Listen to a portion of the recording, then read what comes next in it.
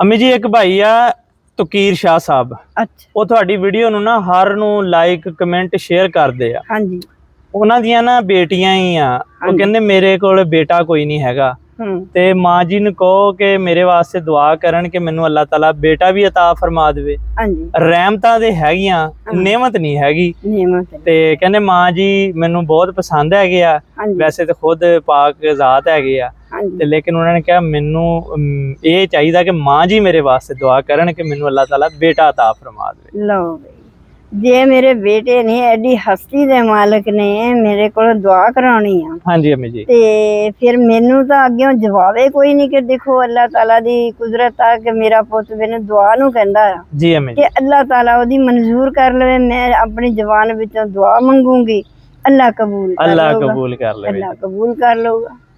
ਜੀ ਅਮੀ ਜੀ। या रब तेरी बिच दरगाह दे मेरी अर्ज दुआई, दे औलाद जनाब अपनी थी बे औलादियां ताई। आमीन। की परवाह खजाने तेरे तू है सब दा वाली। आमीन। इसदी गोदी नू रंग ला दे जेदी गोदी खाली। आमीन। पामन ठंडा जनाब अपनी थी जेड़े तपदे सीने। आमीन। तपदे रहन ना बे औलादे ऊपर इस जमीने। आमीन। बेसमरा नू फल तू लाने कर दे डालियां हरियां। आमीन। सुकियां होइयां वेला जड़ियां सोहणियां कर दे हरियां। आमीन। सुकियां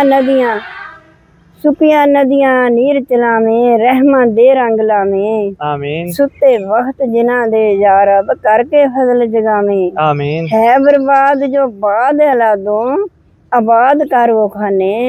खाली मोड़ दुआ ना मेरी लामे तीर निशाने। आमीन। जे भी असर दुआ मेरी दा फजल वे असर ना तेरा। जे सोहणिया तू अर्ज ना सुने सुनेगा होर केड़ा। बेशक या रब जिन्हां ने मैनू अपने औलाद वास्ते किया, या वारी ताला इन्हां बच्चियां नू जिंदगी वाली औलाद अता फरमा दे। आमीन। इन्हां दियां बच्चियां नू अल्लाह ताला वीरे अता फरमा दे। आमीन। अल्लाह मावां दियां गोदां खाली आ अल्लाह तू लाला हीरियां दे नाल पुत्तां दे नाल भर दे। आमीन। अल्लाह ते ए भी अल्लाह ताला इन्हां दा भी सहारा बन जावे, बाप दा भी बाजू बन जावे, सहारा बन जावे। आमीन। अल्लाह तू जिंदगी वाले बच्चे सब नू अता फरमा दे। आमीन। जेदी गोदी खाली अल्लाह सब नू बच्चे अता फरमा दे। आमीन जी आमीन।